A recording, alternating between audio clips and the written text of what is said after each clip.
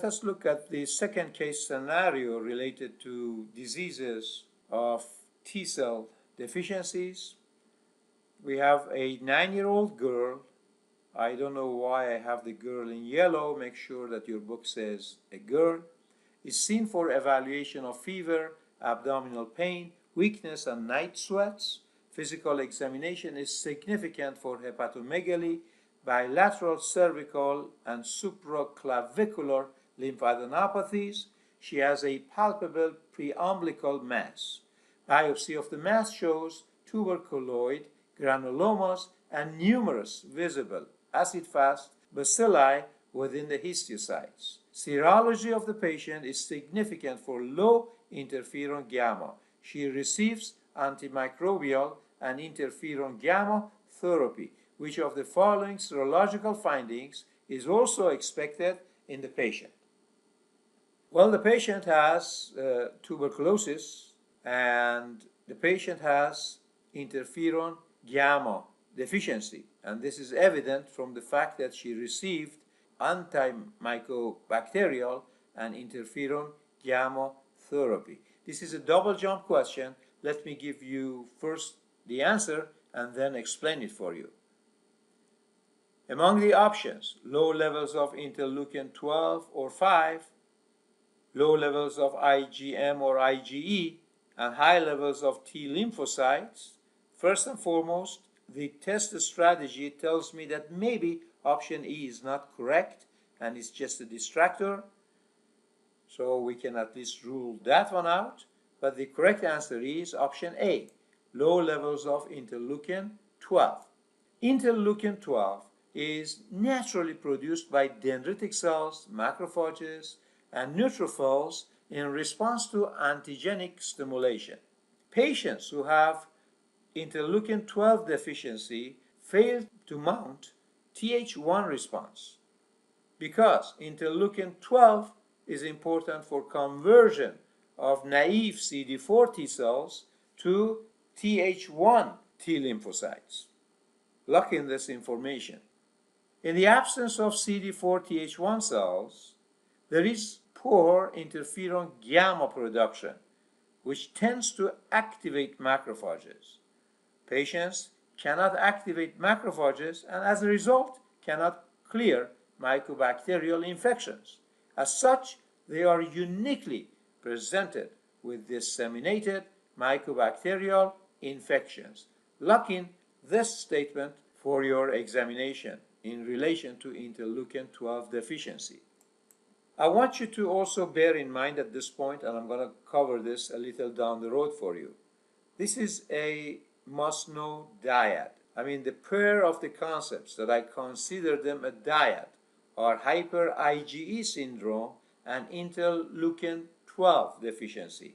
Always compare and contrast these two together and keep them together. That will help you on the examination. Hyper-Ige syndrome or Job syndrome that we're going to cover shortly is a dominant condition that to some extent is similar to interleukin 12 deficiency. As in both conditions, patients fail to make interferon gamma, which generally activates phagocytes. So make sure that impairs is activates phagocytes.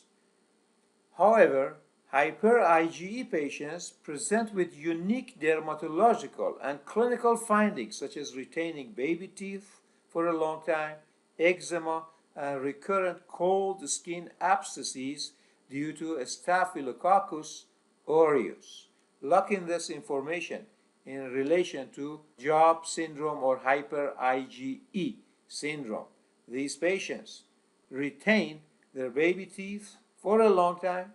They have recurrent cold abscesses. Lock in these facts. I want you to also note that interleukin deficiency as a general rule is uncommon in general population. However, this interleukin, as we have covered earlier, is very important for maturation and stimulation of eosinophils. You have had these diagrams earlier in the book to just orient you once more. In the bone marrow, we have CD4, CD8 negative T cells. So they neither express CD4 nor express CD8. In the thymus, in the medulla, we produce progenies of CD8 positive and CD4 positive T cells. Now, within the lymph nodes, we have both CD8 positive T cells that are known as cytotoxic T cells, these are naive cells, and we also have naive CD4 positive T cells. Upon stimulation by the antigen presenting cells, naive CD4 positive cells, if they see interleukin 12, they evolve into Th1. If they see interleukin 4 from the APC cells, they evolve in Th2 cells, and if they see interleukin 6, they evolve into Th17 cells. And now look at lower diagram. Assuming that this dendritic cell has seen the patterns on an invading bacteria, it goes into the nearby lymph node and produces interleukin 12 interferons, such as interferons alpha and beta. Interleukin 12 is the one that converts CD4 positive naive T cells in the lymph node into CD4 positive Th1 cells. And now activated Th1 cells produce interferon gamma, and they also produce other interleukins such as interleukin 2 and 21 in addition to tumor necrosis factor alpha. Of interest to us at this point is interferon gamma, because this one causes notorious activation of the macrophages, and these activated macrophages are very important in our defense against tuberculosis and in type 4 hypersensitivity responses, as we have covered them earlier. So let's look at the interleukin 12 deficiency. You can look at this diagram to orient you a little. Normally speaking, when we have invasion of the body by tuberculosis, let's say, the APCs get activated in the lymph nodes. They produce interleukin 12. Interleukin 12 acts on CD4 positive naive T cells, and these cells not only get activated, but also they produce more interferon gamma. They also produce interleukin 2. Collectively, these two are going to cause formation of the Th1 cells. From a different angle, interleukin 12 can directly cause activation of the Th1 cells. Th1 cells now produce interleukin 2 and more interleukin 12. Interleukin 12 and 2 cause activation of the cytotoxic CD8 positive T cells, and these cells can attack the bodily cells that are infected with the mycobacterium, and as you can tell, they have MHC1 complex on their surface. At the same time, interferon gamma and interleukin 2 collectively, and more so interferon gamma, activate macrophages, and macrophages, upon activation, they're going to attack essentially the tissues of the body that they harbor the tuberculosis, and that is practically the foundation of the type 4 hypersensitivity damage in the body as well. So let's go through the must-know facts and concepts related to interleukin 12 deficiency together. In this deficiency, patients fail to mount Th1 response. Interleukin 12, as I said earlier, is important in turning naive CD4 positive T cells into Th1 cells. Th1 cells in turn produce interleukin 12 and interferon gamma that converts progenies of T cells to CD8 positive cytotoxic cells, and also they convert macrophages to active killers. Patients with interleukin 12 deficiency are particularly unable to clear mycobacterial infections. They may get leprosy or tuberculosis. A unique finding in these patients is disseminated mycobacterial infections, locking this information. Interleukin 2, as you see in the diagram, also stimulates production of interferon gamma from T cells and natural killer cells. Patients with interleukin 12 deficiency characteristically have high levels of IgE, and their serology is significant for low levels of interferon gamma. Treatment of the patients includes managing the infections by giving them antimycobacterials and providing them with recombinant human interferon gamma supplementation. Why do patients with interleukin 12 deficiency have a high levels of IgE? I read the minds of some of you. I know that some of you might have asked yourself why the IgE increases. Well, here is the answer, and we can refer to this diagram. Just to know, Th1 and Th2 cells have counter-inhibitory effects on each other. An outbalance of Th2 determines the allergic sensitization. Th2 domination promotes IgE secretion from B cells, locking this fact. Differential diagnosis of this includes, of course, the Job syndrome, as we're going to see shortly, and that would be the hyper IgE syndrome. So this is very important to distinguish interleukin 12 from hyper IgE syndrome. Let's look at this diagram together. Lack of Th1 formation shifts the naive CD4 positive cells toward excess Th2 production. So we're going to get a lot more Th2 production. When Th2 cells with CD4D ligand attach to the B cells, they release interleukin 4 and 13 onto the B cells. And of course, they attach to the surface of the B cells via receptors, interleukin 4 receptors and interleukin 13 receptors. This in turn activates the B cells, and the B cells will turn into plasma cells and will also do isotype switch, and they make IgE, and of course all the IgEs sit on the Fc receptors on the mast cells in the tissues of the body.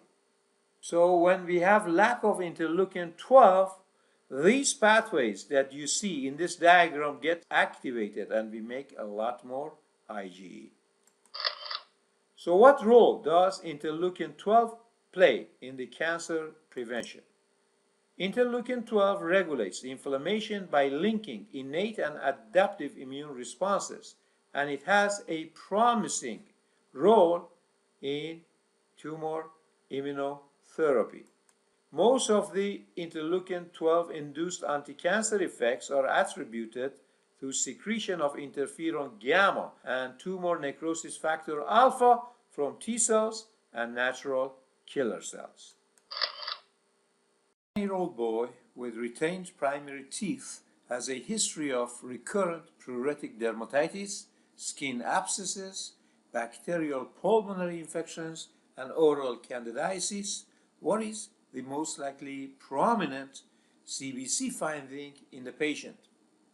Well, some of you might have guessed it correctly because I just touched based on this subject. The patient most likely has Jobs syndrome, and this condition is associated with eosinophilia and high levels of the IgE. As you can tell, my purpose is to drill you a little with some high-yield subjects that are related to Jobs syndrome.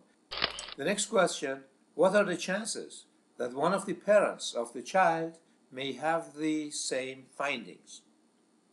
Actually, it's almost 100% because the classic Jobs syndrome, which is by far the most common subtype of hyper IgE syndromes, is an autosomal dominant condition. I just wanted to alert you that there is a less common hyper IgE syndrome that is due to DOCK8 deficiency, and that one is also associated with a high level of IgE.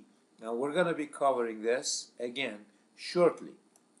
Finally, what intracellular signaling is most likely defective in Jobs syndrome? This is JAK2 STAT3 pathway.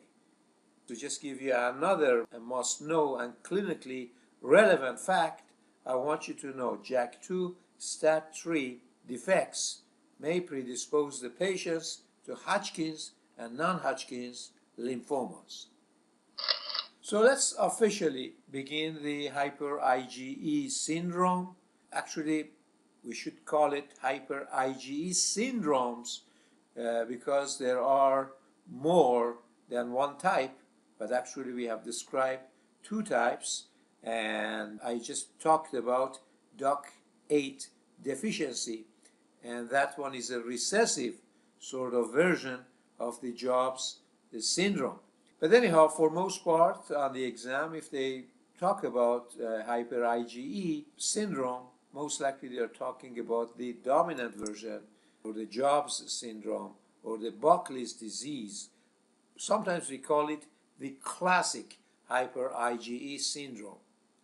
Patients present with eczema-like skin rashes, severe lung infections, pneumatoceles that are balloon-like long lesions that are often filled with air or pus. They also have facial asymmetry, broad nose, deep-set eyes, and prominent forehead. So they have somatic anomalies as well. The hallmark of the disease is high IgE and eosinophil levels. I want you to note that patients who are younger than 6 months of age may show low or undetectable IgE levels. Unique finding that somehow on the exam gives clues to the Jobs syndrome is recurrent cold, staphylococcal infections, and facial and dental abnormalities. These patients, unlocking this information, retain their primary teeth after eruption of their permanent teeth. That is, they have two sets of teeth that quite commonly easily can be identified on the X-ray. Note that the term cold abscess denotes bacterial growth and lack of inflammatory response needed to induce vasodilation or invite immune cells into the abscesses. This is another important clinical finding related to the Jobs syndrome, and we're going to be covering the mechanism or an explanation for it shortly. The pathoimmunology of the disease is due to a STAT3 gene defect. STAT3 stands for signal transducer and activator of transcription 3. I want you to note that a common variation of the hyper-IgE syndromes is the autosomal recessive form that, as we said earlier, is known as DOC8 immune deficiency. This deficiency is characterized by more prominent eczema, more severe cutaneous findings, such as cutaneous viral infections, warts, herpes simplex, herpes zoster, molluscum contagiosum. These patients also tend to be more susceptible to allergic reactions, such as food allergy. They have neurological problems as well. Diagnosis of hyper-IgE diseases is based on the family history, clinical pictures, and serology that identifies hyper-IgE levels and eosinophilia. However, the distinction between Jobs and DOC8 deficiency is also important, and we have to do it by additional lab findings. If, for instance, if there is lack of DOC8, then lack of DOC8 in the blood, then this will point to DOC8 deficiency. And also we can do blood or genetic analysis for STAT3 or DOC8 genes. And these two are specific for identifying the DOCK8 deficiency or classic hyper IgE syndrome. Just a short note in here that DOCK proteins in general are involved in activating GTPases. So it's a good time for us to talk a little about JAK-STAT signaling pathway. STAT protein family are intracellular proteins that mediate cellular proliferation and differentiation, immunity, tumor suppression, and apoptosis. So a variety of functions are assigned to these STAT proteins. These proteins are activated by membrane-associated Janus kinases, JAK, that are in turn activated by extracellular cytokines. This regulation of the JAK-STAT signaling system causes cellular and immunologic disturbances, including angiogenesis, oncogenesis, and immune suppression. 7 STAT proteins are identified, labeled from STAT1 through STAT7. Defect in JAK2 STAT3 pathway is postulated to be involved in the etiology of the hyper IgE syndrome. Again, to schematically illustrate the JAK-STAT pathway, we can look at this diagram. Extracellular binding of specific cytokines or growth factors induce activation of JAK. This in turn phosphorylates membrane-bound special tyrosine kinases. Phosphorylated tyrosine kinase phosphorylates intracellular STAT proteins. Phosphorylated STAT now enters the nucleus and binds to the promoter region for a specific cytokine-inducible genes. The net result is mRNA transcription and cytoplasmic cytokine formation. These cytokines then regulate cellular and immunological functions, may inhibit some or may induce some. Like STATs, several JAK proteins are identified. A noteworthy member of the group is JAK2. Mutations in JAK2 have been implicated in polycythemia vera, essential thrombocytopenia, and myeloproliferative disorders. Lacking this information, JAK2 mutation renders hematopoietic cells sensitive to growth factors such as erythropoietin and thrombopoietin. I want you to know that these growth factors, namely erythropoietin or thrombopoietin, they use receptors that require JAK2 for transduction. Let's look and see how we can make sense of a defect in JAK-STAT signaling pathway. As you can tell, I'm showing that certain parts of this diagram is inhibited because of the defect. STAT3 defects are proposed to induce distortions that affect normal interplay among immune system cytokines. This leads to overproduction of some and underproduction of the others. As you can see in this diagram, the cytokines that are decreased in STAT3 defects are interleukin 6, 10, and 22, whereas those that are overexpressed are interferon gamma, tumor necrosis factor alpha, and interleukin 12. Interleukin 6, as we said earlier, plays an important role in acute phase reactions and induction of fever. Now you know a reason why these patients have cold abscesses, why they have abscess, why they have a Staph aureus infection, but they don't have fever.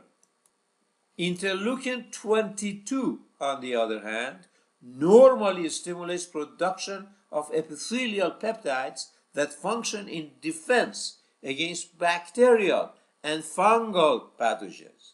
And now, low production of interleukin 22 explains the high rate of skin and lung infections in patients with Jobs syndrome. Exaggerated inflammation in Jobs syndrome is further explained by increased pro-inflammatory cytokines such as tumor necrosis factor alpha, interferon gamma, and low interleukin 10. I want you to know that interleukin 10 normally exerts a damping effect on inflammatory responses. It is also postulated that the increased IgE results from low interleukin 10 signaling that results in failure of suppression of interleukin 4, and this results in overexpression of interleukin 4 and leads to overproduction of IgE. To give a mnemonic to you for Jobs syndrome: F for coarse faces, A for cold abscesses, maybe Apple computer reminds you of Steve Jobs, and T for stat, and teeth or retained primary teeth. IgE is high, and the patients have eczema, and they have dermatologic findings. Again, another mnemonic to put it all together: stat 3 goes with hyper IgE. Just lock in this information to differentiate between the dominant and recessive hyper IgEs. The dominant version includes somatic anomalies in addition to recurrent infections and eczema. The recessive form lacks the somatic and dental features, but it has marked viral infections and neurologic complications. Next, T-cell defect, chronic mucocutaneous candidiasis, CMC. This is a heterogeneous T-cell mediated group of disorders that are all characterized by persistent chronic infections with Candida albicans. And Candida infections is limited to mucosal surfaces, skin, and nails. However, these patients, in addition to Candida albicans infections, may have other types of infections, or in particular skin infections, such as human papilloma virus. Normal immunity to mucocutaneous candidiasis is shown to depend on cellular immunity. It is also shown that patients with defective T-cell functions, such as patients who suffer from severe combined immune deficiency, Ige syndrome, or AIDS patients who have low CD4 positive T cells, also present with mucocutaneous candidiasis. These findings suggest that mucocutaneous candidiasis must be due to defects and most likely related to CD4 positive T cells. Imbalances in the levels of many cytokines are postulated to be associated with this syndrome. These include decreased Th1 cytokines such as interleukin 2, interleukin 17, interleukin 22, and gamma interferon levels, in addition to increased some other cytokines such as interleukin 10, which is postulated to play important roles in immunopathology of CMC. Again, the exact cause of the condition is not as clear. All we know is that lack of CD4 positive T cells has to do something about this. Also, some authorities has also traced this defect to a defect on chromosome 2. A 2-year-old boy is evaluated for emaciation, recurrent pneumonia, otitis media, multiple occurrences of oral thrush and diaper rash by Candida albicans. He has a 4-year-old sister who has not had any significant health-related issues. Patient's history is significant for persistence of infections despite treatment with antibiotics. History further shows that the patient has been vaccinated for rubella, measles, diphtheria, and tetanus. Serology and lab works fail to identify Ige antibodies against the past vaccinations. Leukocytic count is slightly low, lymphocytic count is extremely low, and there are no T cells. IgG, IgM, and IgA antibody levels are extremely low. Biochemical assays indicate normal adenosine deaminase and purine nucleoside phosphorylase. Which of the following gene defects best explains these findings? Mutation in interleukin 2 receptor gamma gene, mutation in WASP gene, defect in CD40L gene, defect in CYP-B gene, or deletion of 22q11.2 gene. As you can tell, we have a 2-year-old boy. His sister is fine, therefore you're looking for an X-linked condition. We have Candida albicans infections, as we just covered. Fungal infections are associated with T-cell defects. On the other hand, we vaccinated the patient, but we didn't have IgG antibodies against the vaccinations, and also blood analysis shows low IgG, IgM, and IgA. Therefore, you think that you also have a B-cell defect as well. So the patient has a combination of B and T-cell defects. As you can tell, we are about to talk about combined B and T-cell deficiencies at this point. Let me give you the correct answer first, which is mutation in interleukin 2 receptor gamma gene. And to orient you a little, this defect causes X-linked severe combined deficiency. WASP defect causes Wiskott-Aldrich. CD4 ligand gene, we covered it earlier, causes hyper-IgM syndrome. Defect in CYP-B gene causes NADPH oxidase deficiency.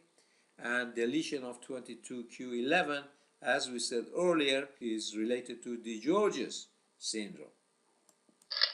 This brings us to severe combined immune deficiencies. Actually, in contrast to what most students think, we have 3 must-know types of severe combined immune deficiencies. I've covered them to some extent from a different angle. In your biochemistry, these 3 are X-linked severe combined immune deficiency, or X-SCED, which is by far the most important one. The other ones are adenosine deaminase deficiency and purine nucleoside phosphorylase deficiency, PNP deficiency. Let's begin with the most important one, which is severe combined immune deficiency, which is the X-SCED. This is an X-linked condition, as the name says, and this defect is associated with very low T cells and natural killer cells and low B cell number. Defect stems from a mutation of the common gamma chain or the protein CD132, and this protein is also known as interleukin 2 receptor subunit gamma or interleukin 2 receptor gamma. The subunit gamma is a cytokine receptor subunit that is common to several receptor complexes, namely interleukin receptors of 2, 4, 7, 9, and 15. Symptoms of the patients are repetitive viral, fungal, and bacterial infections starting as early as 3 months of age. Common presentations include diarrhea, otitis media, pneumonia, fungal thrush, diaper rash, and sepsis. Diagnosis is made by presence of low levels of serum immunoglobulins and low lymphocytic counts. Lack of thymic shadow and no germinal centers on lymph nodes on biopsy are also characteristic findings. Flow cytometric evaluation has confirmatory role.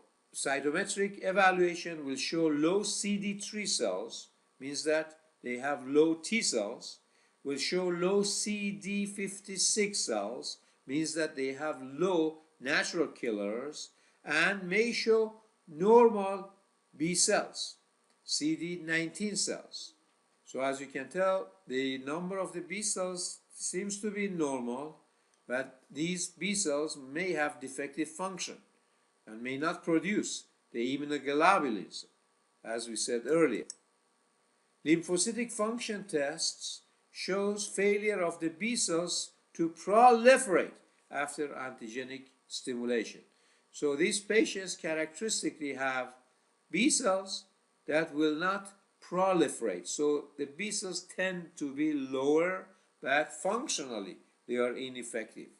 Genetic analysis identifies mutations in interleukin 2 receptor gamma gene on the X chromosome. Treatment: antibiotics, bone marrow transplants, and intravenous immunoglobulin administration. You might have been familiar with this diagram in the biochemistry, and I'm showing the metabolism of the purines, and we start with phosphoribosyl pyrophosphate and guanylate phosphoribosyl pyrophosphate. Amidotransferase is the key controlling enzyme of purine synthesis, and it's going to produce inositol monophosphate. From inositol monophosphate we make two famous purines, the guanosine monophosphate and adenosine monophosphate, and in order to metabolize and degrade essentially the adenosine monophosphate, you have to convert it first to adenosine, and then adenosine deaminase converts that to inosine, and then purine nucleoside phosphorylase converts it to hypoxanthine and then to xanthine, and finally xanthine oxidase makes uric acid. So uric acid is the byproduct of the purine metabolism. As you have noticed in this diagram, I'm showing in the gold color the deficiencies that are associated with combined B and T cell deficiencies, and those stars show that to you. But I have three types of pathways: de novo pathways that I'm showing in blue, that one makes new purines for the body; salvage pathways that tries to safeguard the purines from being lost; and the orange ones that show degradative pathways for us. The patients with SCED, they have adenosine deaminase deficiency. As you can tell, adenosine should increase in the serum and the tissues of these patients. Let's look more specifically on adenosine deaminase deficiency. Again, I've covered this from a different angle in your biochemistry. This enzyme is present in all tissues and particularly in lymphocytes and in the thymus. In the autosomal recessive disease of ADA deficiency, adenosine is not deaminated or is not salvaged to inosine. This results in excess formation of deoxy-ATP in all cells, including lymphoid and myeloid cells. This leads to lymphopenia and hemolytic anemia. Excess deoxy-ATP also inhibits nucleotide reductase, which in turn impairs DNA synthesis. Developing B and T cells are particularly affected as they have much higher need for DNA. Dysfunctions of B cells, T cells, and natural killer cells leads to severe cellular and humoral immune deficiency. Symptoms, as we covered earlier, frequent viral, bacterial, opportunistic infections that start within the first few months of life, undeveloped thymus, lack of thymic shadows, lack of lymph nodes because of the germinal layers are affected in the lymph nodes, and there is lack of tonsils. So let's go through this diagram, and again, this is the biochemistry of the ADA deficiency that I'm covering for you. Due to adenosine deaminase deficiency, adenosine builds up. Where does it build up? Builds up essentially in all the tissues, but more profoundly in lymphocytes and in the thymus. As a result, ATP builds up, and as a result, we're going to inhibit ribonucleotide reductase, And when we inhibit that important enzyme, we inhibit RNA and DNA, and this leads to T and B cell dysfunctions. Diagnosis of adenosine deaminase deficiency is based on findings of presence of very low T, B, and natural killer lymphocytes in peripheral blood, absence of thymus and other lymphoid tissues, extremely low ADA catalytic activity in mononuclear cells and fibroblasts, and increased purine metabolites and adenosine in tissues, in the body fluids, in the leukocytes, and in the red blood cells. Without intervention, the condition causes death before age 2 from infections. Treatment, again, bone marrow transplants, gene therapy, and giving ADA enzyme in PEG vehicle. I want you to note that ribonucleotide reductase produces dinucleotides for DNA synthesis, and I want you to know that pegylation is the process of attachment of polyethylene glycol, PEG, polymer chains to molecules and macrostructures, such as a drug or therapeutic proteins or vesicles. Now this maneuver, this vehicle, masks the agent from the host immune system and reduces its immunogenicity and antigenicity and prolongs the half-life of the product in the body. This brings us to the second type of mixed B and T cell defects, and that one is purine nucleoside phosphorylase deficiency. And again, this one also causes SCID. This deficiency blocks the degradation of guanosine and inosine. So, as you expect, inosine builds up, that turns into adenosine. As a result, deoxy-ATP increases, GMP increases, and as a result, deoxy-GTP increases. This is an autosomal recessive defect of the purine nucleoside phosphorylase gene that affects conversion of guanosine to guanine or inosine to hypoxanthine. This is the less frequent cause of a SCID compared to ADA deficiency. Increased guanosine and inosine levels in lymphoid tissues and decreased T cell number and function as a result of increased deoxy-GTP and deoxy-ATP, predominantly in the lymphoid tissues and to some extent in the red blood cells, are common lab findings in these patients. I want you to know that DGTP inhibits ribonucleotide reductase, which is needed for synthesis of deoxynucleotides, and that makes the condition similar to the X-linked SCID that we just covered, and this is what explains T-cell mediated deficiencies. I want you to know that in contrast to ADA deficiencies, these patients have minimal B-cell defects. They have more prominently T-cell defects. Symptoms start in infancy, failure to thrive, history of recurrent viral, bacterial, fungal, mycobacterial, and protozoal infections, and progressive neurological deteriorations and autoimmune complications make this condition similar to ADA deficiency.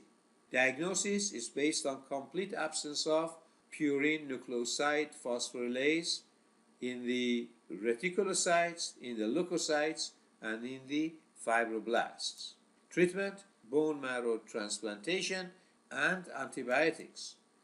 I want you to know that ADA and PNPase deficiencies are both associated with high risk of lymphomas, presumably due to the role of T-cell mediated immunity in cancer suppression, as we have covered it earlier. Also, a low yield fact for your exam is the fact that PNPase gene is on chromosome 14, ADA gene on chromosome 20. Your exam is not interested in the number of the chromosomes. What is the term that best describes the genetic disease of a 6-year-old child who presents with frequent infections of the ears, sinuses, and lungs, delayed development, progressive lack of voluntary motor activities, chorioathetosis, slurred speech, ocular apraxia, and dilated scleral and skin blood vessels. These are important key words that I want you to familiarize yourself about them.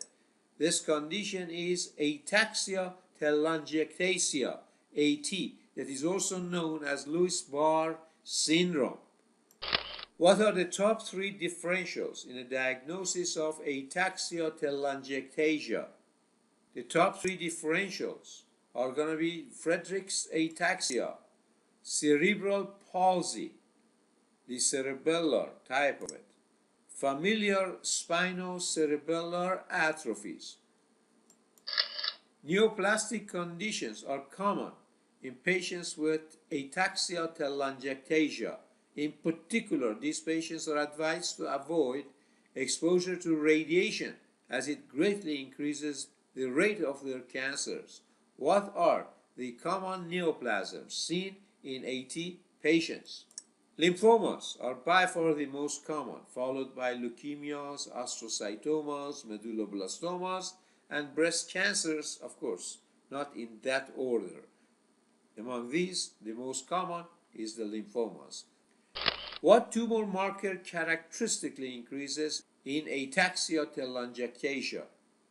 This is an important marker that I want you to lock in the name for your exam, and this is alpha-fetoprotein.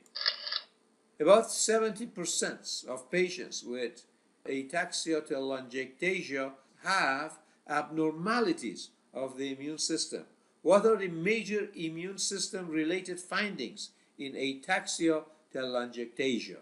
And as you can tell, I decided for this topic to pose the facts in the form of question, pause, answer for you.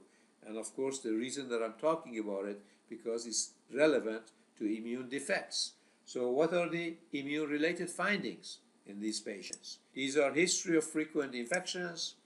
This gamma globulinemia, these patients have low levels of IgG and IgA and normal or high IgM levels. So lock in this information.